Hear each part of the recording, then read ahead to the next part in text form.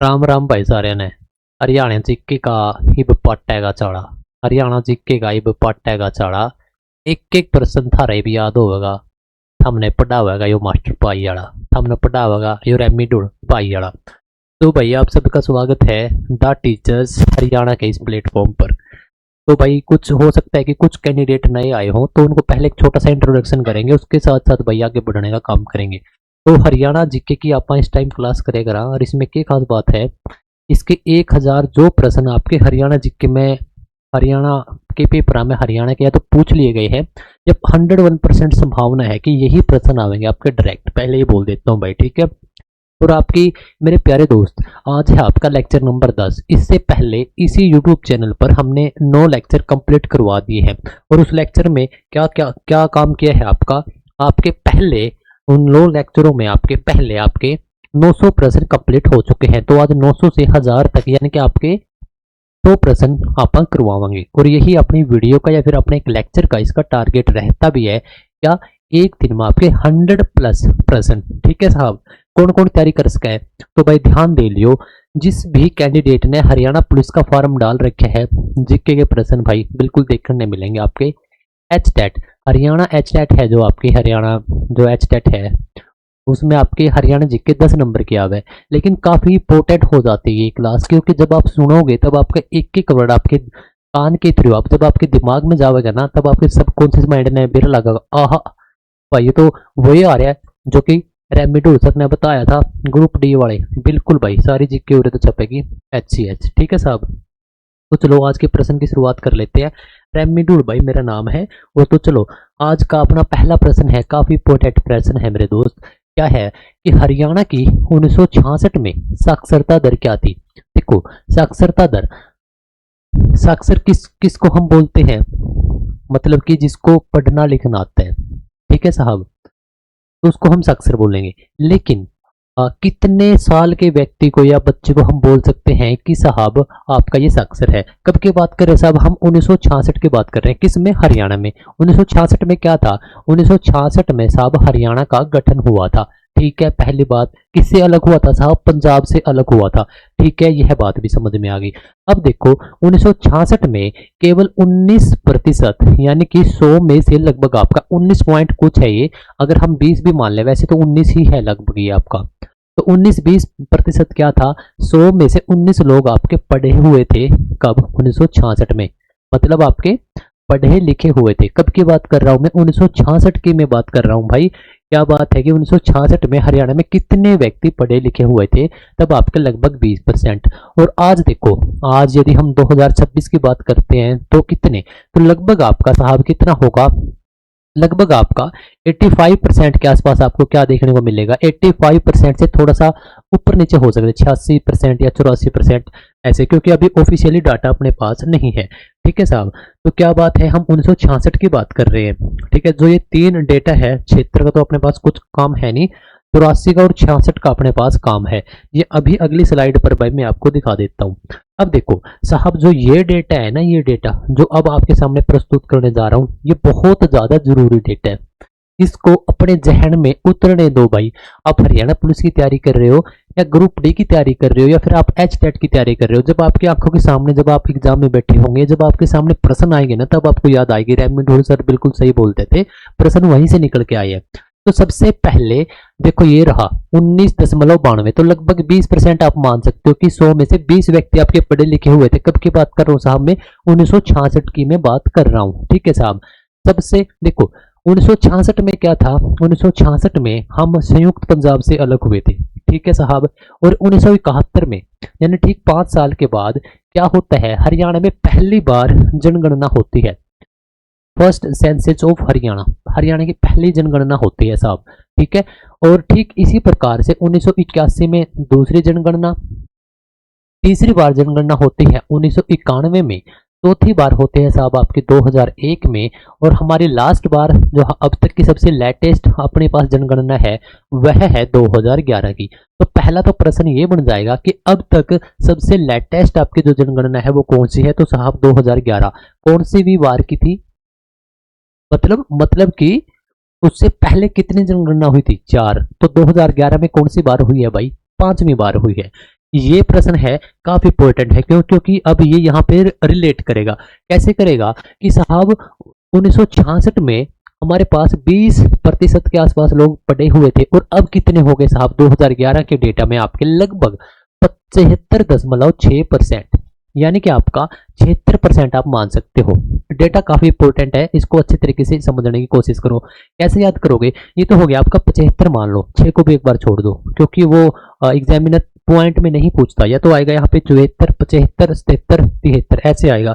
75 मान लो, ठीक है भाई। 75 व्यक्ति आपके क्या है, आपके पढ़े लिखे हैं। कब? 2011 के डेटा में। कब? आपके हरियाणा का, ठीक है। लेकिन यदि आप पूरे भारत का देखोगे तो साहब भारत का कितना है? 74, यानी कि पूरे भारत के मुकाबले हम थोड़ा सा हरियाणा के लोग हैं जो थोड़ा सा पूरे भारत की पढ़े लिखे ज्यादा है, ठीक है साहब। लेकिन सबसे ज्यादा कहाँ के व्यक्ति पढ़े लिखे हैं साहब? केरल के। केरल के व्यक्ति क्या है साहब? सबसे ज्यादा पढ़े लिखे हैं, ठीक है। ये प्रश्न भी कर लिया हमने, ठीक है। इसके बाद हम बात करते हैं 2011 के डेटा के अनुसार ही क्या है कि पुरुष पुरुष पुरुष मेल, ठीक है। तो आपके जो मेल हैं उनकी साक्षरता दर कितनी है? तो भाई मेल तो आपके पढ़े हुए हैं 84 और जो महिलाएं हैं वो पढ़ी हुई है आपकी 65।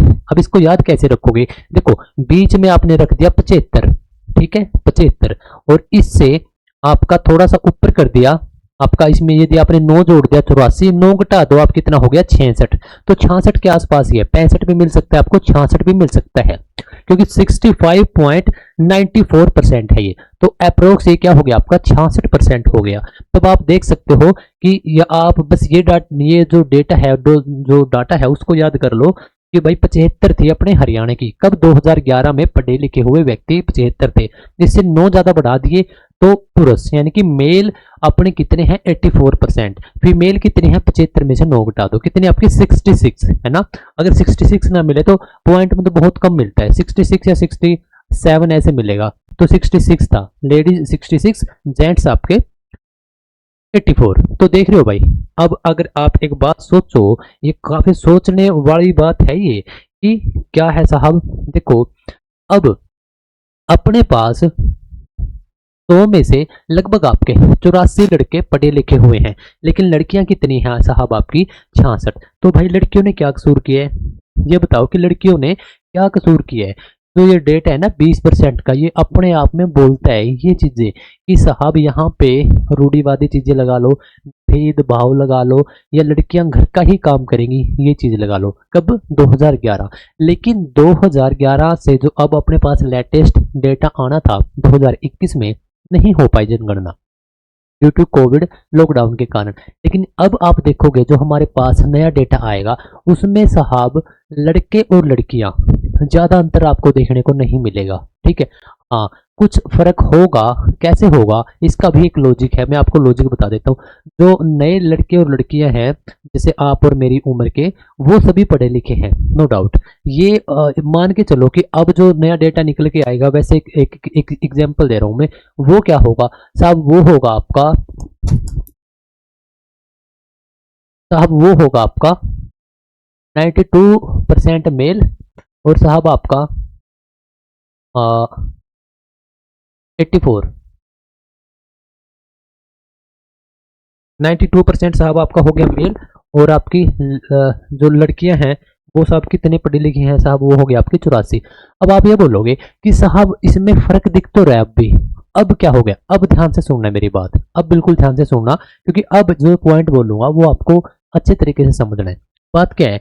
ये तो हमने देख लिया। अब भी शायद हम ये बोल दें कि साहब अब तो देख लो, अब भी काफी 8% का रेशियो है जो वो लड़कियां कम पढ़ रही हैं। लेकिन क्या बात है, इसमें इंक्लूड कौन हो रही है? अपनी मम्मी या अपनी दादी या अपनी बड़ी बहन, जो शायद 2011 के डेटे में भी क्या थी भाई, उसकी शादी कर दी थी या वो नहीं पढ़ाई गई थी, ठीक है, जो पुरानी है, ठीक है, समझ रहे हो। तो वो परसेंटेज अब आ सकता है आपका 8% का, क्योंकि जो अपने बहुत सारे यदि आप देखोगे आपके भी घर में ऐसा हो सकता है कि आपकी मम्मी नहीं पढ़ी लिखी है, आपकी दादी नहीं पढ़ी लिखी थी, या आपकी बड़ी बहन है वो नहीं पढ़ी लिखी है, ठीक है, आपकी बुआ हो सकती है वो नहीं पढ़ी लिखी है। लेकिन जेंट्स क्या थे, मेल क्या थे, मेल उस टाइम पे भी पढ़े हैं। ठीक है, ये उस टाइम की वजह से आपका रेशियो ऊपर नीचे हो सकता है, अदरवाइज आज के टाइम पे ये काफी एक अच्छी बात है। आज जितने अधिकार सोसाइटी में एक लड़के को है, उतने ही सेम अधिकार क्या है साहब एक लड़की को है, जो कि अच्छी बात है।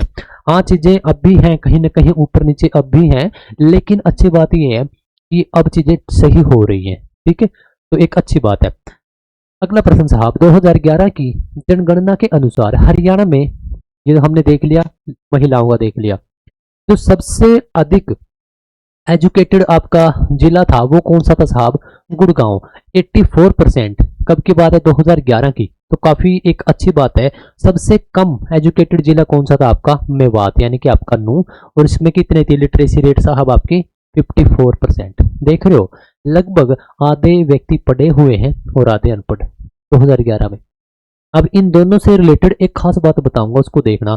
सबसे ज्यादा पढ़े लिखे व्यक्ति टोटल मिला के आपकी लड़की और लड़के दोनों कहाँ के हैं साहब, वो गुड़गांव के हैं। लेकिन इसमें खास बात क्या है, 2011 के डेटा के अनुसार जो आपका लिंगानुपात है वो सबसे कम कहाँ का है साहब, गुड़गांव का। लिंगानुपात का क्या मतलब हो गया, जैसे कि 1000 लड़कियां जब जन्म लेती हैं, 1000 लड़के जब जन्म लेते हैं, तो उनके साथ लड़कियां कितना जन्म लेती हैं। तो साहब सबसे कम था उस टाइम पर गुड़गांव का, कितना था आपका, 854, 854। ठीक है, और सबसे ज्यादा कहाँ का था साहब आपका, मेवात का, कितना था आपका, 906। और ऑल ओवर हरियाणा का कितना था आपका, 879।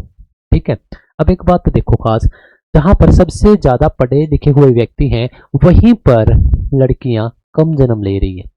सबसे कम था ये 2011 के डेटा के अनुसार।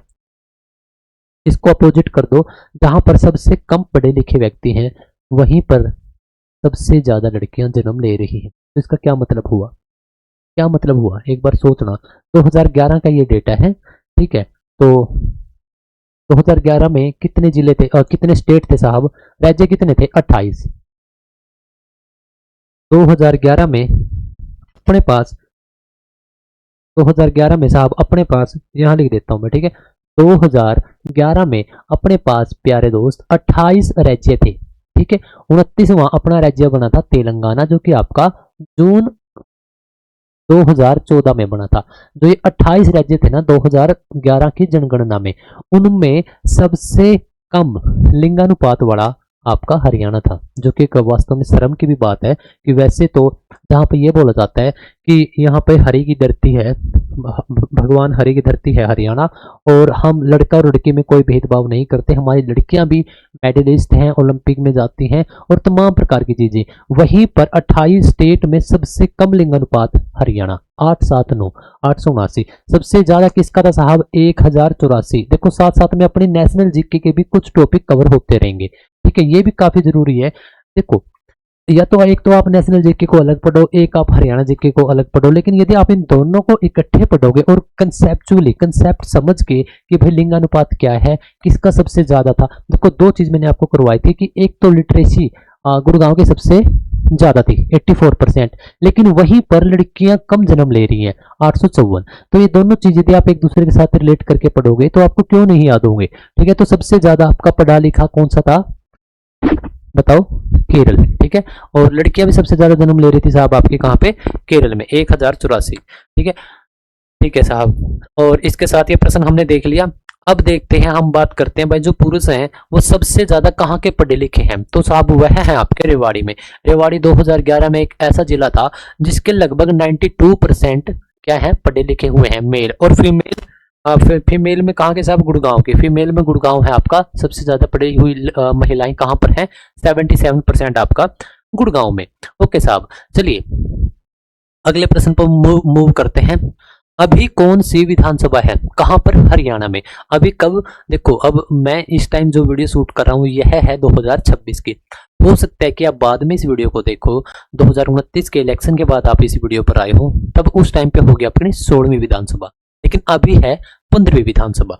तो हम किस ऑप्शन के साथ जाएंगे मेरे प्यारे दोस्त, तो हम जाएंगे ऑप्शन बी में है ये, ठीक है। ऑप्शन बी के साथ हम जाएंगे। ऑप्शन बी में क्या है, ऑप्शन बी ये बताता है कि अभी हरियाणा में 15वीं विधानसभा है। पहली विधानसभा साहब आपकी कौन सी थी, 1966 में, ठीक है साहब। फर्स्ट विधानसभा आपकी कौन सी थी? 1966 में। देखो 1966 में जब हम संयुक्त पंजाब से अलग हुए थे, हरियाणा अलग हुआ था 1966 में, किससे? पंजाब से। ठीक है, तो उस टाइम पर हरियाणा में चुनाव नहीं करवाए गए थे, यह पहले आपको पता होनी चाहिए। क्यों नहीं करवाए गए थे साहब? क्योंकि अब आप एक खुद बात यह सोच कर देखो, जब भी दो परिवारों का बंटवारा होता है, ठीक है, तो उनके पास इतने सोर्सेज नहीं होते कि वो कुछ नई चीज ले सके या कुछ नया सामान खरीद सके। वो आराम आराम से खरीदते हैं। फसल आ गई भाई, वहां तक थोड़े पैसे आ गए, या कोई नौकरी करने लग रहा है, उसकी जो सैलरी आई है वहां तक करने लग गया, क्योंकि उसने उसका दोबारा चूल्हा भी खरीदना है, उसने उसकी दोबारा दीवार भी बनानी है, बेडरूम भी बनाना है, तो ये सारी चीजें ठीक उसी प्रकार है। इसका बड़ा विस्तृत रूप क्या है? हरियाणा और पंजाब, हरियाणा और संयुक्त पंजाब। अब हरियाणा अलग हो गया किससे? पंजाब थे। लेकिन हरियाणा के पास अभी इतनी वो सारी चीजें नहीं होती, खुद एक पूरा एक देश के साथ भी नहीं होती कि वो सडनली अचानक से इलेक्शन करवा पाए। ठीक है, तो इसी वजह से 1966 में अपने पास चुनाव नहीं हुए थे। तो अपने पास जो हरियाणा के पहले मुख्यमंत्री है उनका क्या नाम है साहब? भगवत दयाल शर्मा। हर एक वीडियो में मैं आपको ये करवा रहा हूँ क्योंकि भाई ये प्रश्न आने वाले हैं, और मैं इसी वजह से आपको ये करवा रहा हूँ। आप ग्रुप डी की तैयारी कर रहे हो, हरियाणा पुलिस की तैयारी कर रहे हो, आप जिस भी एग्जाम की तैयारी कर रहे हो, तो मेरा एक ही मोटिव है भाई, आप जब भी इस चैनल पे पहुंचो या किसी भी, अगर आप ऐप के थ्रू पहुंचे हो, चैनल के थ्रू पहुंचे हो, जैसे भी इस वीडियो पर पहुंचे हो, कि आपने ये पता लगा है कि हम गहराई तय बहुत कम टाइम में कंसेप्चुअली किस प्रकार की चीजें ना समझ सका। जब आप इस चीज ने अच्छे तरीके से आपके दिमाग के अंदर जान दोगे यार 1966 में एक्चुअल में हुआ क्या था, पहला मुख्यमंत्री बना कैसे था, दूसरा मुख्यमंत्री बना कैसे, उसने क्षेत्रीय पार्टी उसका क्या नाम था, कैसे बनाई, कब बनाई, उससे पहले उसने क्या क्या करा। जब आप इन चीजों को मिला के 10 बार पढ़ोगे, 15 बार पढ़ोगे, 5 बार पढ़ोगे, आपके दिमाग में चीज जाएंगी, क्यों नहीं जाएंगी? तब आपका ग्रुप डी का पेपर हो, एचसीएस का पेपर हो, जहां पर इससे रिलेटेड प्रश्न आएगा आपका गलत नहीं होगा भाई। ठीक है, तो 1966 में क्या हुआ था साहब? चुनाव नहीं हुए थे, लेकिन हमें फिर भी हरियाणा का पहला सीएम मिला साहब, जिसका क्या नाम है? बीडी भगवत दयाल शर्मा। अब देखो बीडी शर्मा और भगवत दयाल शर्मा एक ही नाम है, बस ये शॉर्ट फॉर्म है साहब। कहां से थे ये? झज्जर से थे। ठीक है, ये झज्जर से थे। कौन? आपके बीडी शर्मा। देखो 1967 में क्या होता है साहब? आपका फर्स्ट टाइम चुनाव होते हैं हरियाणा के। ये पॉइंट समझाने वाला था मैं, इससे पहले वो भूमिका बनानी पड़ी। तो पहली बार चुनाव होते हैं साहब आपके कब? 1967 में। 1967 में पहली बार चुनाव होते हैं। कौन बनते हैं अपने मुख्यमंत्री? राव वीरेंद्र सिंह, यानी कि हरियाणा के दूसरे मुख्यमंत्री, पर पहले ऐसे मुख्यमंत्री जिसके लिए वोटिंग हुई। ये खास पॉइंट है। क्या नाम है? राव वीरेंद्र सिंह। किस पार्टी से? उस इंसान ने, उस बंदे ने अपने खुद की ही पार्टी बनाई थी। ठीक है, विशाल हरियाणा पार्टी। ठीक है, तो उसने अपनी ही पार्टी से, और देखो मात्र 5 से 6 महीने के अंदर उसने क्या किया? 5 महीने के अंदर उसने अपनी पार्टी डेवलप की, अपनी पार्टी बनाई, और फिर इसी पार्टी से इसने चुनाव लड़ा और चुनाव जीता, और हरियाणा का बन गया दूसरा मुख्यमंत्री। पहला ऐसा मुख्यमंत्री जिसके लिए इलेक्शन हुए, पहला ऐसा मुख्यमंत्री जो गैर कांग्रेसी था, क्योंकि अब इसने खुद की पार्टी बनाई थी। पहला ऐसा मुख्यमंत्री जिसने पहली क्षेत्रीय पार्टी बनाई। क्या नाम है साहब? विशाल हरियाणा पार्टी। तो ऐसे याद करो, क्यों नहीं याद होंगे आपको? ठीक है साहब, तो अभी कौन सी विधानसभा है साहब? 15वीं विधानसभा है। अपनी जो विधानसभा है उसका मुख्यालय कहां पर है? तो साहब वह है C4 Chandigarh, the beautiful city. क्या नाम है साहब? चंडीगढ़। तो चंडीगढ़ के अंदर है अपनी विधानसभा। ठीक है, यदि आप हरियाणा जीके की तैयारी कर रहे हो, या फिर आप कोई भी पेपर कर रहे हो जिसमें हरियाणा जीके आती है, हो सकता है कि आप एक टीचर बनने वाले हो सकता है कि आप पुलिस की तैयारी कर रहे हो, तो आपको रिकमेंड यही करूंगा, मैं आपको एक छोटा सुझाव यही दूंगा कि यूट्यूब के ऊपर अपनी जो हरियाणा विधानसभा है, जो हरियाणा विधानसभा जिसके ऊपर बात कर रहे हैं, उसके स्तर चलते हैं, उसके सेशन चलते हैं। ठीक है, तो उस सेशन की डिबेट, उसमें क्या क्या फैसले लिए गए हैं, ये आपके यूट्यूब के ऊपर है। तो एक बार आप उसको एक दोस्त का सेशन देख लिया करो, आपको बहुत, क्योंकि यार वो चीजें समझ में आएंगी बहुत ज्यादा। ठीक है साहब, विपक्ष क्या है, विपक्ष कैसे डिबेट कर सकता है, और जो अभी सत्ता में सरकार है उसका क्या महत्व है, और अभी जो आपके विधानसभा है उसके अध्यक्ष कौन है, उसका काम क्या होता है। आप देखोगे जैसे मैंने माइक लगा रखे हैं, सबके पास एक एक माइक है, वो वहां से माइक भी बंद कर सकते हैं। सबको एक लिमिटेड टाइम दिया जाता है कि आप साहब इतने देर बोलोगे, ठीक है। तो जो जैसे मेरा यहाँ का एमएलए है यानी कि विधायक है, वो यहाँ के इस एरिया की बात कैसे रख रहा है, जब उसके फेस के ऊपर कैमरा जाता है तो वो कैसे रिएक्ट करता है। आप यदि कलायत से हो, कलायत विधानसभा से, हिसार विधानसभा से हो, झज्जर से हो, रोहतक से हो, जींद से हो, तो जहां से भी हो, आपको विधायक का नाम तो पता होगा। तो वहां पे देखो वो जो आपका विधायक है वो कैसे चीजों को, उनकी जो रिस्पॉन्सिबिलिटी है उसको वो कैसे ले रहा है। क्योंकि आज हो सकता है कि आज आपको चीजें ज्यादा समझ में ना आए, लेकिन जब हम मेच्योर होंगे हल्का हल्का, क्या होगा जब हम 30s में जाएंगे, 30 से 40 की उम्र में जब हम जाएंगे, तो ये चीजें हमें काफी बेनिफिट देंगी। हमें जब हम चंडीगढ़ जाएंगे हमें पता होगा भाई ये अपनी विधानसभा है, ठीक है। हमें ये चीजें याद होंगी, यार मुझे तो भाई उस टाइम की सौदी है, होश है, मतलब भाई जब इस इंसान ने फलाना अपना एमएलए बना था। तो ये बहुत जरूरी है। ज्यादा गहराई में कौन बोल रहा है कि आपको आप नेता बनो, नेता वो अपने रहने बोलेगा, रहने भाई गणा नेता क्यों पैक रहे, तो कोई जरूरत नहीं नेता पकड़ने की। लेकिन हमें क्या चीज चाहिए, इनकी बेसिक हमें नॉलेज होनी चाहिए, ठीक है साहब। कहाँ पर है आपकी विधानसभा, चंडीगढ़ में है, ओके साहब। कौन सी है अभी, 15वीं। जो 15वीं विधानसभा है उसके हम मुख्य कुछ जो बातें हैं उनको एक बार समझने की कोशिश करते हैं। सबसे पहले तो एक कंसेप्ट करवाया था मैंने 3-4 दिन पहले आपको, कि जो हरियाणा का मंत्रिमंडल है उसको मैंने बिल्कुल बारीकी में करवा रखा है। लेकिन कुछ पॉइंट में अभी यहाँ भी बताऊंगा, क्योंकि बहुत सारे कैंडिडेट हैं जो कि आपके नए जुड़े हैं। इसमें क्या है साहब, इसमें देखो आपकी विधानसभा कौन सी है, 15वीं है, ठीक है साहब। सबसे पहले तो ये होगी कि आपकी 15वीं विधानसभा है, ठीक है, ओके। कहाँ पर है साहब, ये चंडीगढ़ में है, CHT में है, ठीक है। इसके जो मुख्यमंत्री हैं यानी कि CM यानी कि चेयरमैन, वो कौन है साहब, आपके NS सिंह यानी कि नायब सिंह सैनी, ठीक है साहब। और अभी इनका 56वां जन्मदिन भी था, कल 25 जनवरी को इनका जन्मदिन था, ठीक है साहब। इसमें जो हमारा मंत्रिमंडल बनता है उसमें कितने विधायक या MLA या मंत्री होते हैं, तो साहब ध्यान रख लेना, उसमें होते हैं 14। ये काफी इंपोर्टेंट डेटा है, 14 हरियाणा में। लेकिन प्रतिशत में पूछ ले तो साहब आपका 15%, आपका साहब क्या रहेगा, आपका 15% रहेगा। पूरा एक कंसेप्ट है, मैंने बताया भी था, चलो दोबारा बता देता हूँ। 2003 में क्या हुआ था, संविधान में एक संशोधन हुआ जिसको हम संविधान का संशोधन नंबर 91 बोलते हैं। इसमें क्या हुआ था, इसमें बताया गया था कि राज्य के अंदर कुल जितनी कुल सीट होंगी उनका 15% ही क्या होगा, आपका मंत्रिमंडल में शामिल होगा। ये मंत्रिमंडल वर्ड है क्या, जो भी आपके तमाम प्रकार के जितने भी आपके डिपार्टमेंट हैं या जितनी भी चीजें हैं हरियाणा में, जितने भी विभाग हैं, वो किसी ना किसी एक मंत्री के नीचे आते हैं। जैसे कि आपका शिक्षा मंत्रालय, मतलब जो शिक्षा मंत्री कौन है हरियाणा में, महिपाल ढांडा। तो जितने भी एजुकेशन से रिलेटेड काम होंगे, फेर बदल होंगे, चुनौतियां होंगी, या जितने भी उद्घाटन होंगे, तो कौन आएगा, या फिर कुछ भी जो प्रॉब्लम होगी कौन फेस करेगा, महिपाल ढांडा।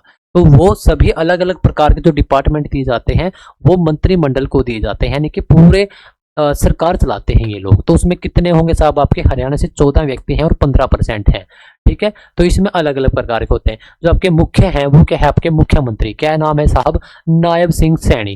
कहाँ से हैं, ये हैं साहब आपके लाडवा से। और लाडवा कहाँ पर है साहब, आपका कुरुक्षेत्र की, आपकी एक कुरुक्षेत्र जिले की एक विधानसभा है, क्या नाम है, लाडवा। लाडवा आरक्षित सीट नहीं है, कुरुक्षेत्र के अंदर आपकी 4 विधानसभा सीट है, लेकिन लाडवा एक जनरल सीट है। तो लाडवा से इन्होंने चुनाव लड़ा है और ये चुनाव जीते भी हैं। लाडवा से चुनाव लड़ा तो इस वजह से हम लाडवा को क्या बोलेंगे, CM सिटी, ठीक है, CM सिटी बोलेंगे। और यह किसके अंडर आता है साहब, कुरुक्षेत्र के अंडर आता है। तो इस वजह से हम इसको CM डिस्ट्रिक्ट बोलेंगे, किसको, कुरुक्षेत्र को, ठीक है साहब। तो कुछ फैक्ट हैं जो कि आपको अच्छे तरीके से पता होने चाहिए। 2-4 विभाग लिखाऊंगा मैं, हो सकता है कोई प्रश्न 22 में तो आपका फंस जाए, अपना डायरेक्ट देखने को मिल जाए। जो बिजली विभाग है, बिजली विभाग, बिजली जो पूरा पूरा आपका बिजली का देखेंगे वो कौन है साहब, आपके अनिल विज, अनिल विज साहब, ठीक है, अनिल विज है, ठीक है। जो पूरा मंत्रालय है बिजली का महकमा, अनिल विज साहब के अंडर में है। कहां से चुनाव लड़ा था, अंबाला कैंट से चुनाव लड़ा था, ठीक है। जो बिजली का मुख्य विभाग है वो इन्हीं के अंतर्गत आता है। शिक्षा काफी जरूरी है भाई। शिक्षा का जो विभाग है वह साहब आपका आता है महिपाल ढांडा। एमडी लिख दिया मैंने, महिपाल ढांडा। महिपाल ढांडा जी क्या है अभी अपने शिक्षा मंत्री है, चाहे आपके स्कूल की शिक्षा हो चाहे वह आपकी यूनिवर्सिटी की शिक्षा हो, ठीक है। तो जो भी आपका रहेगा वो आपके महिपाल ढांडा जी रहेंगे। इनकी एक खास बात क्या है, इन्होंने अभी पीछे आए थे कुरुक्षेत्र यूनिवर्सिटी में, लगभग 2 ढाई 3 महीने के आसपास की बात है, 3 या 3.5 4 महीने ऐसे करके है कुछ, ये आए थे। कुछ प्रोग्राम था, आई थिंक कोई नया पाठ्यक्रम लॉन्च करना था या ऐसे करके कुछ था, तो इन्होंने हिंदी में स्पीच दी थी और सबसे एक अनुरोध और आग्रह भी किया था कि भाई जब आप हरियाणा के, हाँ या वैसे भी एक अपनी जो हिंदी है, तो आप अंग्रेजी का आप नो डाउट के एक अच्छे तरीके से यूज करना भी चाहिए, लेकिन उसके साथ साथ हिंदी एक बैकवर्ड लैंग्वेज नहीं रहनी चाहिए। तो बहुत बहुत वो जो बात है बहुत अच्छी लगी थी। ऑल ओवर हरियाणा ने और बाहर भी गई थी वो, उसकी बहुत सारी रील्स भी वायरल हुई थी, खासकर फेसबुक पे। आप ना आज भी यूट्यूब पे मिल जाएगी वो चीज़, जरूर देखियो, ठीक है। क्योंकि देखो शिक्षा के जगत में एक इंग्लिश और हिंदी अपने हरियाणा में और ऑलमोस्ट उत्तरी भारत में यही डिबेट इसी के ऊपर चल रहा है कि साहब हिंदी अनिवार्य कर दो या फिर आप इंग्लिश जो वेस्टर्न की भाषा है वो उसके साथ हमें वही आगे लेके जाएगी। तो क्यों ना हम दोनों लैंग्वेज को पढ़ लें, हिंदी को भी पीछे नहीं छोड़ना है, ठीक है। अच्छा साहब, ठीक है, ये शिक्षा मंत्रालय। अब देखो शिक्षा और चिकित्सा, चिकित्सा आपका मेडिकल जो फील्ड है, जो मेडिकल सेक्टर है, वह किसके अंतर्गत आता है साहब, आपका आरती राव, ठीक है। आरती राव क्या है, आरती राव ने चुनाव लड़ा और जीता कहाँ से साहब, आपका अटेली से, ठीक है, आरती राव। और इसके बाद साहब आपका महिला एवं बाल विकास, ये काफी इंपॉर्टेंट है, किसी न किसी पेपर में पूछा जाएगा। महिला और बाल विकास, महिला एवं बाल विकास जो मंत्रालय है, आरती राव कहाँ से चुनाव लड़ा था, तो शाम से, HR 48। तो शाम एक भिवानी जिले की एक आपकी सीट है विधानसभा की, ठीक है। तो वहां से चुनाव लड़ा था, 2 विभाग दिए गए थे जिसमें से एक है महिला एवं बाल विकास।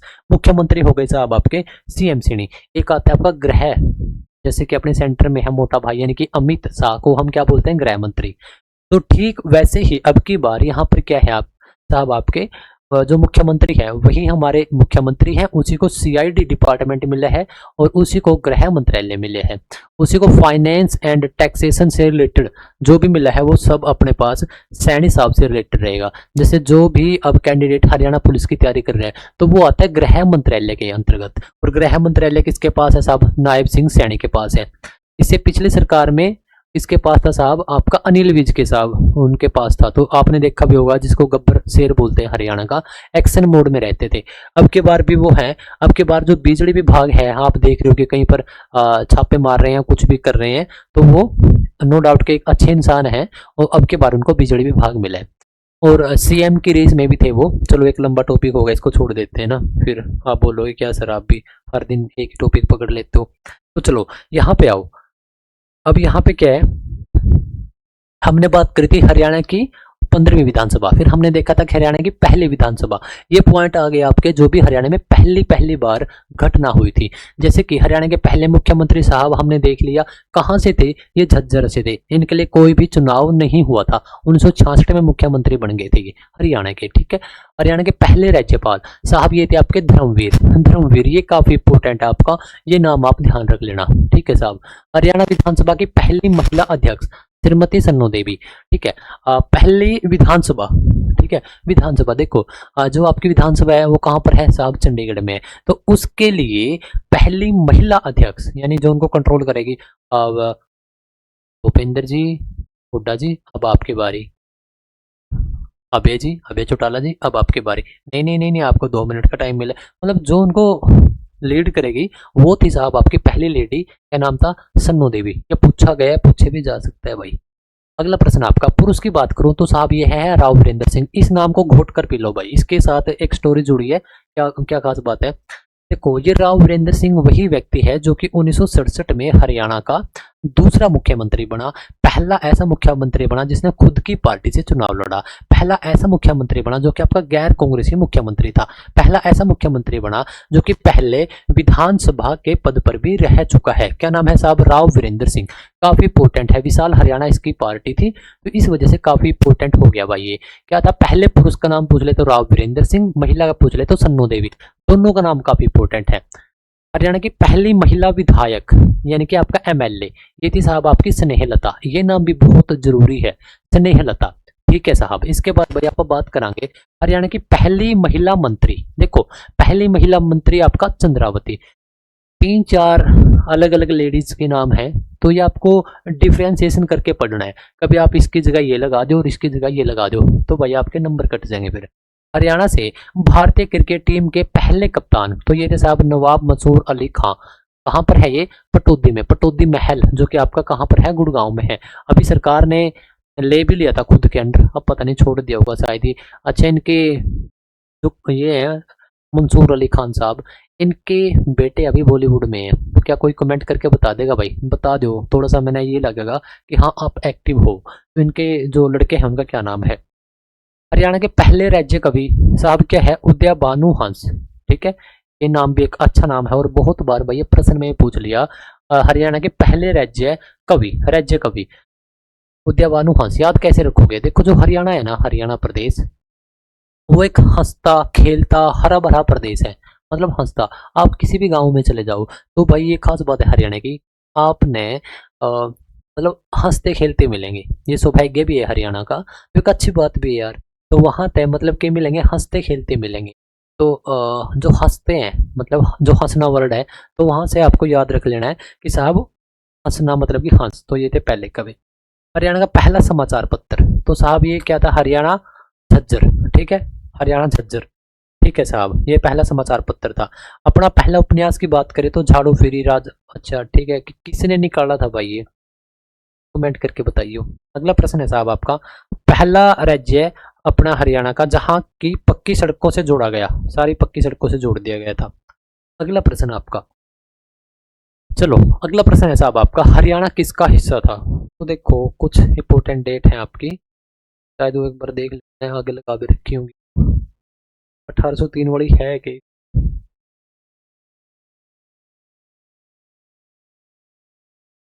हाँ ये रही। ठीक है, फिर बताना पड़ता। तो देखो एक बार, हरियाणा किसका हिस्सा था? तो देखो हरियाणा अपना पंजाब का भी हिस्सा था, संयुक्त पंजाब का भी हिस्सा था। और उत्तर प्रदेश के साथ मिलाया गया था, कुछ हरियाणा के जिले, कुछ उत्तर प्रदेश के जिले। तो आप बोल सका कि उत्तर प्रदेश का भी आप हिस्सा रह चुके हैं। दिल्ली का तो आप बहुत बार भाई आप देखोगे, जब दिल्ली सल्तनत मुगल काल ये जब आप देखोगे तो हरियाणा को वो एक साथ लेकर रखते थे दिल्ली के साथ ही। ठीक है, तो इसका मतलब आप ऑप्शन डी के साथ जावांगे कि हरियाणा किसका हिस्सा था? इन तीनों का हिस्सा था। ये पढ़ांगे आप पॉइंट टू पॉइंट, जो कि आपके लिए बहुत जरूरी है, सबसे जरूरी है। 1803 में क्या हुआ था? तो एक बार देखो 1803 घटना।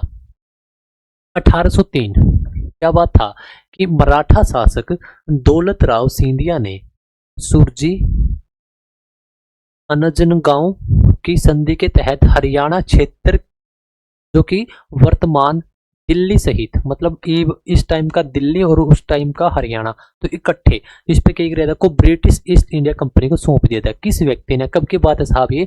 1803 की। ठीक है, और मराठों का यहाँ पे क्या था, कुछ एरिया पे अपना ये क्या करते थे, दौलत राव सिंधिया ये नाम है। ठीक है, ने सुरजी अनंजनगांव की संधि के तहत, एक ये भी काफी इंपॉर्टेंट है कि अनंजनगांव की संधि थी। ठीक है, तो अब क्या कराया था कि ब्रिटिश सरकार को ब्रिटिश ईस्ट इंडिया कंपनी को सौंप दिया था। तो मतलब दिल्ली और हरियाणा, तो दिल्ली के साथ था अपना। ठीक है साहब, 1809-10 में क्या हो गया कि 1809-10 के आते आते पूरे क्षेत्र पर, जो हरियाणा का पूरा क्षेत्र है, इस पर अंग्रेजों का अधिकार हो गया था। तो 1809-10 में, 1803 की डेट भी आपको याद रखनी है और 9-10 की भी। इसके बाद 1832 भी आपने डेट मिल सके, 33 भी और 37 भी। ये भी क्या डेट है? देखो जो हरियाणा है, हरियाणा के अधिकांश जिले, जैसे कि उस टाइम पे दिल्ली भी अपने साथ ही था, गुड़गांव, हिसार, रोहतक और आपका पानीपत, इनको क्या करा था कि बंगाल प्रेसिडेंसी से अलग करके नए प्रशासनिक क्षेत्र का क्या मतलब हो गया, जैसे कि भाई यहाँ का अधिकार अलग कर दिया था। जो जो आपके मोटी फर्म रहेंगी ऊपर वाली, तो मतलब कि एक अलग ही स्टेट बना दिया एक प्रकार का, आप ये मान के चलो। तो इसमें क्या करा था आपका इसमें इसको स्थानांतरित कर दिया था। मतलब जो आपका यूपी वाला हिस्सा है ना, तो इनके साथ मिलाने का काम किया गया था आपका 1832-33 से 37 तक। ये काफी इंपॉर्टेंट है। कई जगह आपने ऐसा देखने को मिल सकता है कि हरियाणा को उत्तर प्रदेश के साथ मिला दिया गया था, तो पूरा उत्तर प्रदेश के साथ नहीं मिलाया था। उत्तर प्रदेश का जो इस साइड वाला हिस्सा है और पूरे हरियाणा को भी नहीं मिलाया था। तो जो मुख्य मुख्य जिले हैं, जिसमें दिल्ली भी था और ये मुख्य जिले हैं, इनको क्या कर दिया था, आपका मिलाने का काम किया गया था।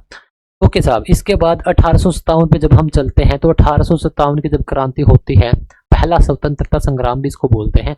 इसके बाद 1858 में अंग्रेजों ने क्या करा भाई, अंग्रेजों ने अब इस क्षेत्र को अलग कर दिया, उत्तर प्रदेश वाले को, जो अपना हरियाणा था उसको अलग कर लिया, दिल्ली को अलग कर दिया, और फिर क्या गया, पंजाब में, संयुक्त पंजाब में हमें मिला दिया। ठीक है, जिसको हम बोलते हैं संयुक्त पंजाब। ठीक है साहब। अच्छा, ये खास बात ये है, जो 3-4 डेट बताई है, इस टाइम आप देखोगे कि अंग्रेज हैं मेन रोल में, और हरियाणा को कभी उत्तर प्रदेश के कुछ जिलों के साथ, यानी उत्तर प्रदेश के साथ मिला रहे हैं, कभी दिल्ली और हरियाणा को इकट्ठा कर रहे हैं, कभी एक साथ कर रहे हैं, कभी पंजाब के साथ मिला रहे हैं। तो भाई ये एक्चुअल में रीजन क्या था, तो इसका एक ही रीजन था वैसे तो, अगर मैं अपनी देसी भाषा में बात करूं, तो वो ये था कि भाई अंग्रेज ये नहीं चाहते थे कि जो हरियाणा के लोग हैं या हरियाणा के आसपास के जो लड़ाकू व्यक्ति हैं वो एक साथ रहें। इस वजह से इनको तोड़ दो, क्योंकि हरियाणा पंजाब, ठीक है, और पहले उत्तर प्रदेश के साथ, तो ये क्या कर रहे थे कि अलग अलग हो जाए, क्योंकि जब तक ये इकट्ठे रहेंगे दोबारा बगावत ना फैल जाए। 1857 की क्रांति ऑलमोस्ट अपनी सक्सेस ही होने वाली थी। और आप सबको पता है कि 1857 की क्रांति कहाँ से साहब चिंगारी शुरू हुई थी, आपके मेरठ से, फिर आपके पहुंची थी अंबाला। जब हरियाणा की बात करते हैं तो देख रहे हो आप, तो ये दिल्ली के आसपास का क्षेत्र है, बगावती क्षेत्र है, इनके इनके वास्तव में जो खून है, एक बोलते हैं ना कि भाई तेरा खून बहुत ज्यादा गहरा है, कि तो वो बात है। इसमें जो हरियाणा की फेरबदल है वो क्यों हो रही है, ये तो एक जस्ट एक पॉइंट आपको बताने के लिए, लेकिन मैंने मुख्य बात आपको बता दी है। अब देखो, ये तो एक प्रशासनिक सुविधा, शासन करना, आसान बनाना और नियंत्रण, जो ये शब्द है ना नियंत्रण, ये इसमें एग्जैक्ट वर्ड दे रखे हैं, बाकी तो ठीक है। अंग्रेज क्या चाह रहे थे कि अपने हाथ में ही इनको दबोच कर रखें, प्रॉपर तरीके से नियंत्रण अपने हाथ में हो। ऐसा नहीं हो कि यहाँ से कोई बड़ा लीडर निकले और पूरे इसको तोड़ दे, टुकड़ों में तोड़ दे। दूसरा क्या है, 1857 की सजा, विद्रोह में भागीदारी के बाद क्षेत्र को राजनीतिक रूप से दंडित करना, ये भी चलो ठीक है, एक पॉइंट। राजस्व संग्रह, फूट करो, ये ठीक है, फूट डालो राज करो, ये तो अंग्रेजों की नीति थी, फूट करो और राज डालो, फूट डालो और राज करो। ठीक है, ये पिछड़ापन, ठीक है यार, मतलब वही है कि भाई नियंत्रण रखना चाहते थे अपने हाथों में। ये इसका जो मेन पॉइंट है कि भाई वो नियंत्रण, जो शिकंजा अपने हाथों में रखना चाहते थे, वो ये नहीं सोचना चाहते। आपने एक बात देखी होगी, एक और एग्जांपल दूंगा मैं आपने, और एग्जांपल बड़ा ही मजेदार है, आपका बिल्कुल बात दिल पर लगेगी और दिमाग में आपके समझ में आएगी। क्योंकि ये देखो, आपने देखा होगा आपके स्कूल में भी, स्कूल में क्या हुआ है कि कई बार मैं कुछ बात बताना चाहता हूँ, वो क्या है, वो जेंडर बेस नहीं है। कभी ये सोचो कि साहब आप लड़कियों के बारे में बात कर रहे हो, आप लड़कियों के बारे में क्यों नहीं बात कर रहे, छोरे छोरे के बारे में बात करो। वो कुछ शरारती जो लड़के हुए ना, है ना, वो एक साथ मिल जाए, खासकर +1 +2 में, है ना, 10वीं 11वीं 12वीं में, वो एक साथ हो जाए, पिछला बेंच पकड़ लेंगे और पूरा दिन बैठ के जो टीचर आऊगा उसकी भी नकल करेंगे ना, वो काम करके लेकर आंदे, और जो बीच में रिसेस में या फिर पहले वो भाग भूग जाए, या कभी फिल्म देखने चले गए खासकर। तो भाई ये चीज़ हुए हैं। लेकिन फिर घर वाले, जिसके किसी का पापा टीचर है, किसी का पापा फौजी है, जब उस तक कंप्लेंट पहुंचेगी तो वो क्या करेगा, तो उसने बुरा लगेगा, तो उसने टीचर बताएंगे, कोई और बताऊंगा कि भाई आपका लड़का तो फलाने फलाने का लड़का है, क्या नाम है, सोनू नाम है, उसके साथ रहता है। अच्छा कौन सा सोनू, वो सोनू, अरे उसका तो पापा भी भाई से था, आपने क्यों कर बेरा, वो मेरे को लपटे करता। तो मतलब फिर वो क्या करेगा, वो इसने हटा देगा, यहाँ पे वो हटा देगा साहब, ठीक है, वो क्या कर देगा, वो साहब इसको हटा देगा, है ना, वो इसको हटा देगा।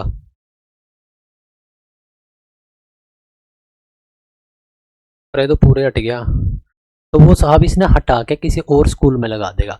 बहुत सारे केस देखे होंगे आपने कि क्यों, क्योंकि कदे यो बिगड़ ना जावे, भाई फलाने लड़का तो है इस तरह का, यो बिगड़ ना जावे। तो फादर ने क्या किया, फादर ने भाई वो लड़का हटा दिया। क्यों? क्योंकि यो इसके गले लग के बगावती ना हो जाए, यो कुछ इसे काम ना कर दे, तो इसे इसने ना करने चाहिए थे। तो मेरे प्यारे दोस्त, ये एक एग्जाम्पल था ठीक इसी चीज का कि भाई अंग्रेज भी यही चाह रहे थे कि जैसे जो बगावती क्षेत्र है हरियाणा, पंजाब, उत्तर प्रदेश, राजस्थान, भाई ये कभी इसमें डाल दिया हरियाणा, कभी उसमें डाल दिया, कभी अकेला छोड़ दिया, इस वजह से कभी ये एक साथ मिलकर बगावत ना कर दे। जबकि 1857 की क्रांति इसका सबसे बड़ा परिणाम है कि वो हमारे ही क्रांतिकारियों ने उसकी शुरुआत करी थी। ठीक है साहब। तो चलो, ये तो था एक एग्जाम्पल। अगले प्रश्न पर आते हैं। पश्चिमी यमुना नहर, नहर की बात हो रही है, का निर्माण हुआ कब हुआ था? तो यह हो गया आपका यमुनानगर। ठीक है साहब। यह हो गया आपका कुरुक्षेत्र। ठीक है साहब। और यह है आपका करनाल। ठीक है साहब। ये हो गया आपका पानीपत। ओके साहब। ये हो गया आपका सोनीपत। यहाँ पर हो गया साहब आपका दिल्ली। यहाँ पे हो गया आपका F4 फरीदाबाद। अब जो अपनी यहाँ पर नदी की बात कर रहा हूँ मैं, नदी, नोट नहर, नहर की बात नहीं कर रहा मैं पहले बात करूंगा नदी की। तो अपने पास क्या है साहब? अपने पास आती है यहाँ पे यमुना नदी। ठीक है, यमुना नदी आती है और वो आपके क्या है, करना, देखो यमुना नगर से प्रवेश करते हैं, कुरुक्षेत्र में वो नहीं आती। तो सीधी कहाँ पर जाएगी? वो आपकी कुरुक्षेत्र के बाहर बाहर से निकलेगी, जैसे कि मैंने यहाँ पे दर्शाने की कोशिश की है। करनाल में है, पानीपत में है, सोनीपत में है, दिल्ली में है, फरीदाबाद में है। लेकिन साहब आपकी करनाल उसमें कुरुक्षेत्र में प्रवेश नहीं करती। कौन सी? यमुना नदी। तो इसी यमुना नदी में से, यहीं से आपके एक ब्रांच निकाली गई है साहब, कौन सी? आपकी जिसको हम नहर बोलेंगे। नदी बड़ी है, नहर उसका छोटा रूप है। तो नहर निकाली गई है कब? 1879 में। इसमें तो ऑप्शन है ही नहीं। 1879 में, 1879 में आपकी नहर निकाली गई है। 1354-56 से भी इसका संबंध रहा है। क्या संबंध रहा है अभी देखते हैं। तो साहब ये संबंध रहा है, एक बार देख लो भाई इसका के संबंध रहे है। ठीक है। तो क्या था? सुल्तान फिरोज शाह तुगलक। ठीक है। तो इसने क्या किया था? इसने इस नहर का निर्माण या फिर खुदाई या जीर्णोद्धार करवाया था। कि क्या नाम है? फिरोज शाह तुगलक। फिरोज शाह तुगलक सुल्तान था ये, नो डाउट। तो सुल्तान फिरोज शाह तुगलक ने इस नहर का खुदाई या जीर्णोद्धार करवाया था। ठीक है साहब। 1750 में क्या हुआ? अत्यधिक गाद जमने के कारण नहर का प्रवाह रुक गया। ठीक है, गाद। ठीक है, अत्यधिक जमने के कारण आपका प्रवाह रुक गया। 1817 में कैप्टन G.R. बेलन ने ब्रिटिश राज के दौरान इसका नवीनीकरण, यानी दोबारा से भाई फिर इसमें पानी डाल दिया गया, मतलब ये प्रक्रिया शुरू करी गई। और 1879 में, इस डेट के ऊपर हमने बात करी है, क्या अंग्रेजों ने इस नहर प्रणाली को ताजेवाला, जो कि आपका यमुनानगर में है, यहाँ से एक आधुनिक और बारहमासी नहर के रूप में फिर से खोलकर सिंचाई के लिए पूरी तरह से इसको चालू कर दिया था। तो साहब कब की बात करें? 1879 की बात कर रहे हैं। वैसे तो इसका जो इतिहास है वह पुराना है, हमने समझ लिया। लेकिन जब से यह चल रही है, कब से अब चल रही है? अंग्रेजों के टाइम से, 1879 के टाइम से ये चल रही है। ओके साहब। इसके बाद अगले प्रश्न पर आते हैं कि राज्य में, रेलवे नहीं, राज्य में रेलवे का वर्कशॉप कहाँ पर है? कहाँ पर है साहब? यह है आपका ऑप्शन बी के साथ हम जाएंगे, यमुनानगर में। यमुनानगर में आपका क्या है? वर्कशॉप है। किसका है साहब? रेलवे का वर्कशॉप है। कहाँ पर? यमुनानगर में। कब कब से है? 1952 से है। तो ये जो 2 पॉइंट हैं इनको आप अच्छी तरीके से याद रख लेना, काफी इंपॉर्टेंट है। प्रश्न आपका यहीं से देखने को मिलेगा, घुमा फिरा कर दे देगा। कुछ पॉइंट हैं, चलो लिख भी रखे हैं, लिख के ही बता दूं मैं आपने, थोड़ा इजी। अब देखो, एक बार आप देखेंगे कि हरियाणा में रेल का, यानी कि आपकी ट्रेन का के इतिहास रहा है। इसमें आपका यमुनानगर और रेवाड़ी और दिल्ली, तो ये 3-4 आपके स्टेट हैं, काफ़ी ज़रूरी हैं। और कुछ डेट भी हैं, वो अपन डेट भी देखेंगे। तो सबसे पहले हम बात करते हैं ये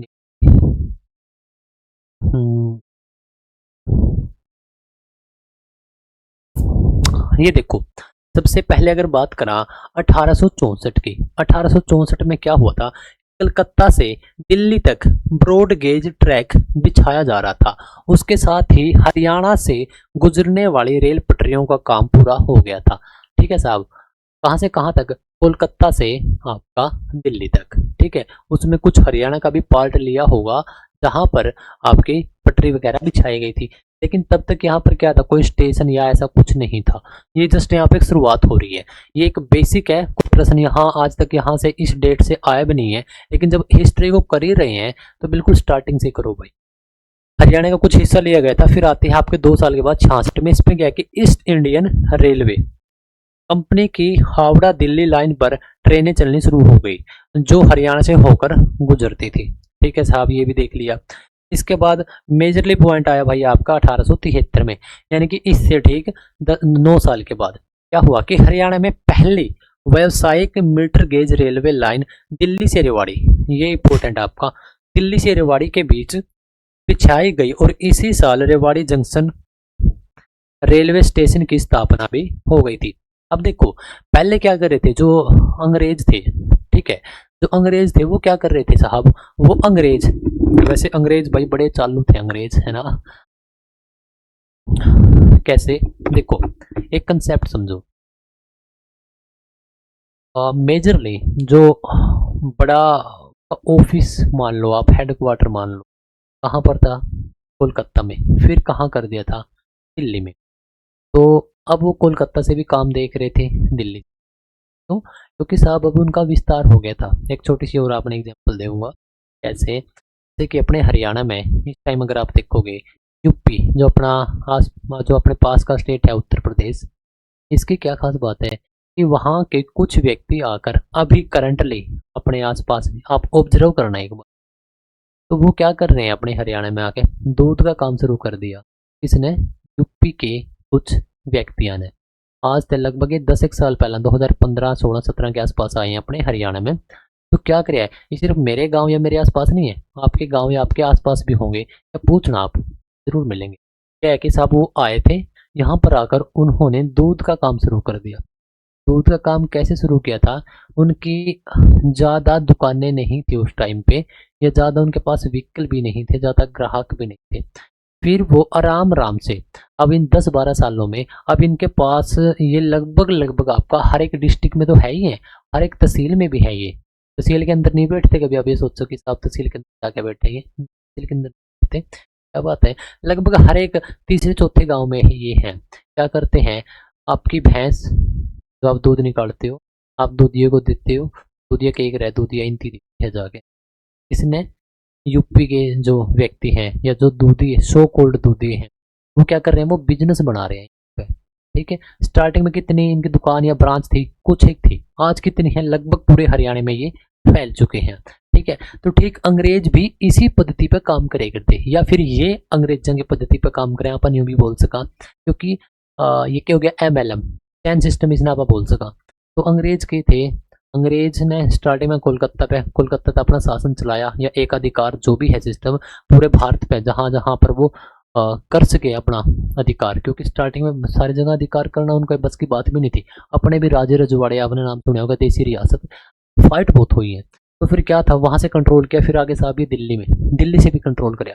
अब वहां का सामान इधर से उधर लाने के लिए इन्होंने एक रास्ता देखा, सबसे सस्ता, क्या, रेलवे। इन्हीं के टाइम पे बिछी है, इन्होंने ही बिछाया है। ठीक है साहब, आप देख भी रहे हो। तो क्या किया, रेलवे, क्योंकि मुगल काल में तो रेलवे है नहीं थी, इनकी ही देन है, इन्हीं के टाइम पे आई है। तो साहब क्या हुआ, तो यहाँ पर रेलवे आ गई। तो रेलवे सबसे सस्ता साधन था। अब इन्होंने यूज किया उसको, भाई आप बैठ कर जावांगे, इसके लिए नहीं, व्यवसाय के लिए। ऐसा जो अपने देसी व्यक्ति हैं, यूपी हरियाणा या जो भी लगा लो, इन्होंने देखा कि कहाँ की लैंड कैसी है, कहाँ की ज़मीन कैसी है। और क्योंकि किसान तो शुरू-दिन थे भाई पहले से ही हैं, फसलें उगा रहे थे, नील की फसल, तमाम प्रकार की फसलें।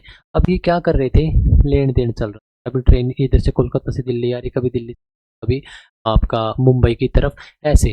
तो रेलवे ट्रैक बिछाई गई और व्यवसाय के लिए व्यावसायिक तरीके से इन चीज़ों के लिए सबसे पहले इसका यूज हुआ था। तो इस चीज़ का भी आपको पता होना चाहिए। जब आज हम आधुनिक मॉडर्न ट्रेन, रेल, आपकी मेट्रो देखते हैं, या फिर अब तो आपकी बसें भी इतनी डेवलप हो गई, वो कंसेप्ट कहाँ से आया है, पर एक बार सोचना। ठीक है, तब तो हमने क्या किया है, 1873 में जब पहली बार क्या हुआ, ये पॉइंट नोट कर लेना, इसी वजह से मैं आपको बता रहा हूँ, इतना जो हिस्ट्री बताई है के लिए। इसी तो पहली बार हरियाणा में देखो, ट्रैक तो पहले बिछा दी थी, लेकिन हरियाणा में पहली बार जो स्टेशन बनाया गया वो रेलवे का, जो आपका जंक्शन बनाया गया, वो कौन सा था साहब? रेवाड़ी। कब की बात है? 1873 की बात है। ठीक है साहब, 1873 की बात है भाई। बस भूल गया यार। हाँ ठीक है। तो इसके बाद क्या हुआ, सबसे बड़ा और सबसे पुराना जो अपना आज भी जंक्शन है वो कौन सा है साहब? रेवाड़ी का जंक्शन है। कब बना था? 1873 में बना था। ठीक है साहब। और 1952 में अपना वर्कशॉप बन गया, जो कि आपका जगाधरी में है। उत्तर रेलवे का प्रमुख गैरेज एंड वैगन वर्कशॉप है, जो कि 1952 में स्थापित किया गया था। ठीक है, कहाँ पर साहब? यमुनानगर में, जगाधरी में। कब? 1952 में। जंक्शन कब बना आपका? प्रथम स्टेशन कब बना? 1873 में। पहली बार कहाँ से कहाँ तक ट्रेन चली थी? दिल्ली से रेवाड़ी। ठीक है, ऐसे पॉइंट आपको याद रख लेने हैं। इसके बाद एक और पॉइंट है आपका ये वाला, 1873 वाला, ये सॉरी 1893 वाला। 1873 में पहला आपका क्या हो गया? पहली ट्रेन चल गई थी, मतलब प्रॉपर तरीके से जंक्शन बन गया। आपको मिलेगा कि पहली बार हरियाणा में ट्रेन कब चली, तो वही मिलेगा आपको 1873। ठीक, 20 साल के बाद क्या किया गया आपका? एक म्यूजियम, स्टीम लोकोमोटिव शेड, एक शेड तैयार किया गया था, और आगे चलकर इसको क्या कर दिया गया? एक विरासत पर्यटन स्थल के रूप में नवीनकृत किया, और इसे दिसंबर 2002 में इसे एक संग्रहालय में जोड़ दिया गया। तो एक प्रकार से संग्रहालय, म्यूजियम, वो कब बन गया साहब आपका? ठीक 20 साल के बाद। कहाँ पर है ये? यह भी साहब आपका रेवाड़ी में है। ठीक है, तो 3-4 डेट है ये, इनको याद रख लेना। ये पूरा पूरा ट्रेन का इतिहास है कि जब पहली बार हरियाणा में ट्रेन आई, कहाँ पर आई, किस टाइम पर आई, कहाँ पहला इसका जंक्शन बना, कहाँ पहला स्टेशन बना, पहला म्यूजियम कहाँ बना, इसका वर्कशॉप कब बना, कहाँ बना, और क्यों बनाई गई थी? व्यवसाय के लिए, व्यापार के लिए। ठीक है, कोलकाता और दिल्ली के बीच में, तो दिल्ली से रेवाड़ी के बीच में पहली बार आपकी ट्रेन चली थी। ठीक है साहब, जो रेवाड़ी है ये अपना हरियाणा का कौन सा जिला बना था? हरियाणा में आपके 13वां, 14वां, 15वां और 16वां, यानी कि आपके कुल मिलाकर 4 जिले एक साथ बनाए गए थे 1 नवंबर 1989 को। ठीक है साहब, यमुनानगर, कैथल, पानीपत और रेवाड़ी, तो ये 4 जिले जो बनाए गए थे, उन्हीं में से एक था आपका रेवाड़ी। तो रेवाड़ी इस वजह से भी आपका इम्पोर्टेंट हो जाता है। ठीक है साहब, काफी इम्पोर्टेंट है ये रेवाड़ी, इसको आप हल्के में मत लेना। राव तुलाराम जी की ये धरती भी है। कौन सा? आपका रेवाड़ी। ठीक है साहब, तो चलो इसके ऊपर तो हमने भाई बात कर ही ली, इसके ऊपर भी बात कर ली। तो चलो आज की इस वीडियो को, इस लेक्चर को हम यहीं पर विराम देते हैं। तो ठीक है साहब, हो सकता है कि बहुत सारे कैंडिडेट नए आए हों, क्योंकि बहुत सारी एक लंबी तादाद में, एक भारी मात्रा में हर एक दिन स्टूडेंट जुड़ रहे हैं। ये आपका प्यार है। ठीक है, तो साहब आप कहीं भटक ना जाओ, किसी गलत ट्रैक पे ना चले जाओ, मतलब कि किसी गलत यूट्यूब चैनल पे ना चले जाओ। तो इसी वजह से आपको टेलीग्राम, मेरे ख्याल से तो आपको जुड़ जाना चाहिए, बहुत ज़्यादा फायदा होगा भाई, क्योंकि ये टेलीग्राम आपकी सुविधा के लिए ही बनाया गया है, और इस पर जो अपडेट डाल रहे हैं हम, वो भी आपके लिए ही डाल रहे हैं। क्या क्या अपडेट है? एक तो जो भी क्लास आएंगी वो है, हरियाणा में कोई भी नए फार्म आते हैं जो हमें लगता है कि इसमें एक मेजरली मास, यानी कि एक बड़ी संख्या में आप लोगों के लिए फ़ायदा है, उसको हम खासकर सरकारी नौकरी के लिए डाल देते हैं। लास्ट डेट, फर्स्ट डेट, ये कभी कभी इसके अंदर क्विज भी, अब तो थोड़े दिन से बंद है, अदरवाइज इसके अंदर हम क्या करते हैं साहब? क्विज भी डाल देते हैं। ठीक है, इसके अंदर हम क्या करते हैं? क्विज वगैरह भी डाल देते हैं। कुछ खास इवेंट है, कोई खास वीडियो है, वो सभी इसके अंदर हम डालते हैं। अगर आपका मन है, आपको लगता है कि साहब ठीक बढ़ा रहे हैं, तो ये भी ठीक ही होगा, तो ज्वाइन कर लेना। इंस्टाग्राम पर भी आप जुड़ सकते हो, लिंक इन दोनों के नीचे मिलेंगे, मतलब कि डिस्क्रिप्शन में, उनसे आप देख लेना। ठीक है, द टीचर्स हरियाणा, ये आपके यूट्यूब चैनल का नाम है, और रेमी ढूल, ये भाई आपको पढ़ा रहा हूँ मैं। ठीक है, तो साहब आज की इस वीडियो को हम यहीं पर रोकते हैं, लेकिन जाने से पहले मैं आपको एक बात और बता देता हूँ। हरियाणा जीके की आपको यूट्यूब के ऊपर बहुत सारी क्लासेज मिलेंगी, अलग अलग टीचर हैं। तो आपको क्या करना है, जिस भी टीचर की आपको टीचिंग स्टाइल पसंद आता है पढ़ाने का, क्योंकि सबका नज़रिया और सबका मेथड अलग है, तो जिस भी टीचर को आप फॉलो करते हैं या फिर समझते हैं, या आपको समझ में आता है, आपको लगता है कि भाई यही तो वो टीचर है जिसको मैं अच्छी तरीके से समझ सकता हूँ। ठीक है, उसको आपको क्या करना है, उसी के लेक्चर देखो। क्यों? क्योंकि मैं इस वजह से बोल रहा हूँ, क्योंकि भाई आप के काम करा कि आप अपने हरियाणा का इतिहास पढ़ लिया एक अलग टीचर थे। उसके बाद आपने हरियाणा का गठन पढ़ लिया दूसरे टीचर थे। हरियाणा में कौन कौन से जिले हैं वो पढ़ लिया मेरे थे। और हरियाणा में कौन सा जिला किससे निकाला गया वो पढ़ लिया किसी अलग टीचर थे। इसमें प्यारे दोस्त आप क्या काम करोगे कि आपने सबका टीचिंग स्टाइल देख लिया, आपका मिसमैच हो जाएंगी चीज़। मैं आपने यही सजेशन दूंगा। मैं ये मेरे कहने का मतलब ये नहीं कि आप मेरी ही वीडियो देखो। मेरे कहने का ये मतलब है कि आपने जिसकी भी लेक्चर जिसकी भी आपने टीचिंग पसंद आवा है कि आप उसमें फॉलो करोगे तब आपने 1 महीने के अंदर खुद रिजल्ट आपने मिलने लग जाएंगे और आप उस व्यक्ति तक कनेक्ट भी करोगे। यह खास बात है। मेरा सिर्फ कहने का मतलब ये है कि अपना भटकना नहीं है। आप हम भटक सका लेकिन पहले 2 4 5 दिन आप देख लो कि आपने किसकी टीचिंग स्टाइल पीडीएफ ये वो सब चीज़ें पसंद है। अदरवाइज आपके ऊपर आपकी मर्जी है, आप किसी के साथ भी जुड़ सकते हो। कुछ बहुत प्यारे प्यारे लेक्चर आप अपलोड करते रहते हैं भाई, आप देख भी सकते हो। ये तो फिलहाल अभी 2026 की स्टार्टिंग है। आज 26 जनवरी है, रिपब्लिक डे, ठीक है, गणतंत्र दिवस अपना। तो ये तो आज आज क्या हुआ था, आज अपने 1950 में आज अपने भारत देश का संविधान लागू हुआ था। ठीक है साहब, जो हमें राइट्स मिले हैं, जो हमें अधिकार मिले हैं, ये कब तय किए गए थे? 1950 को ये लागू कर दिए गए थे। ठीक है, जो भारत का संविधान है।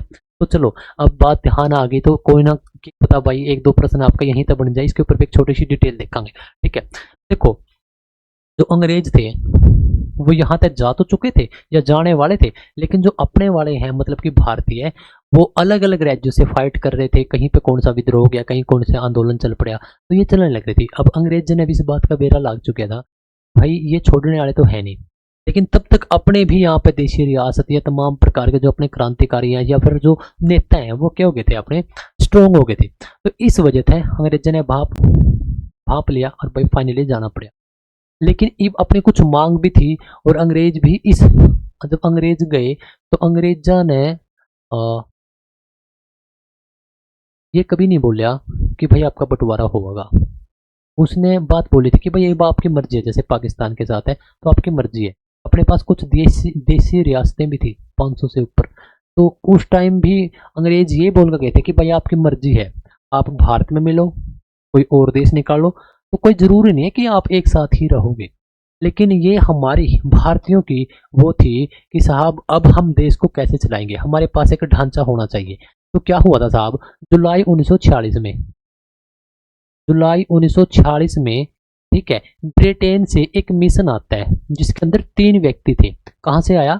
ब्रिटेन से। ब्रिटेन से क्यों आया? क्योंकि ब्रिटेन से ही ब्रिटेन में बैठकर ही भारत को चलाते थे अंग्रेज।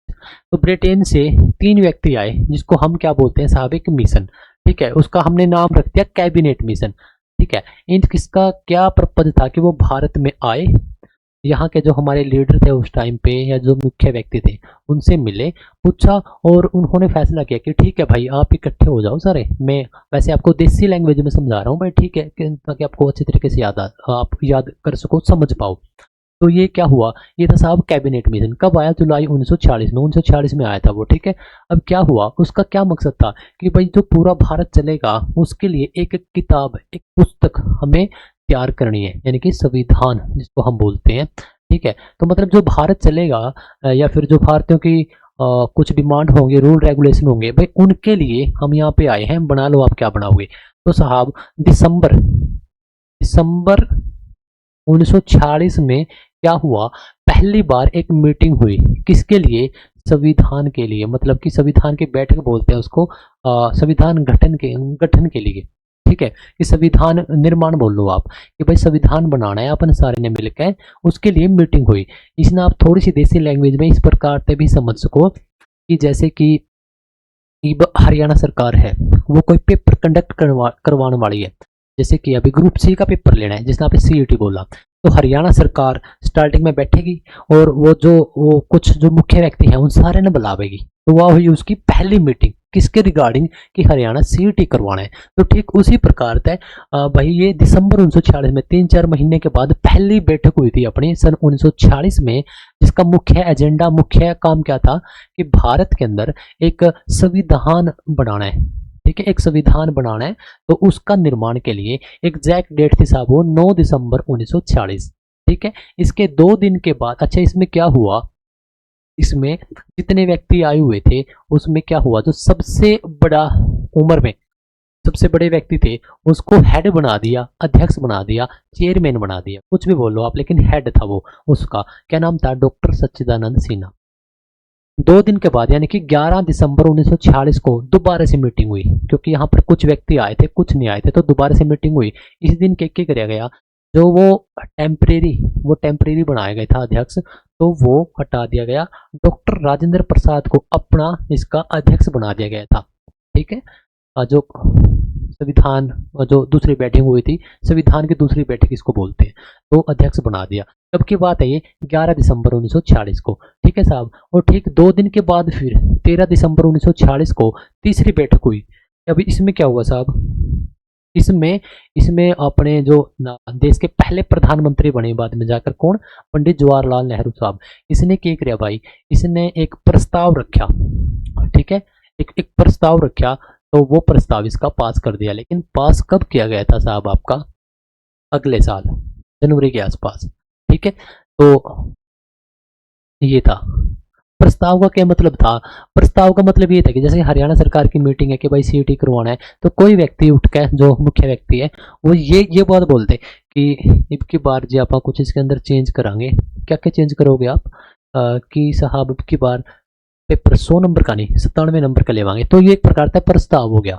तो मतलब अपनी मुख्य मुख्य बातें, किस प्रकार से संविधान बनेगा, क्या क्या चीजें होंगी, तो ये सब चीजें। तो इस प्रकार से साहब आपकी ये पूरी जो प्रक्रिया है वह चली है साहब आपकी 2 साल, आपकी 2 साल 11 महीने और आपका 18 दिन। 2 साल 11 महीने और 18 दिन, यानी कि आप ये मान के चलो 18 आपका 26 नवंबर 1949, इस डेट तक ये सारी मीटिंग चलती रही और तमाम प्रकार की जो जो चीज़ें ऐड करनी थी।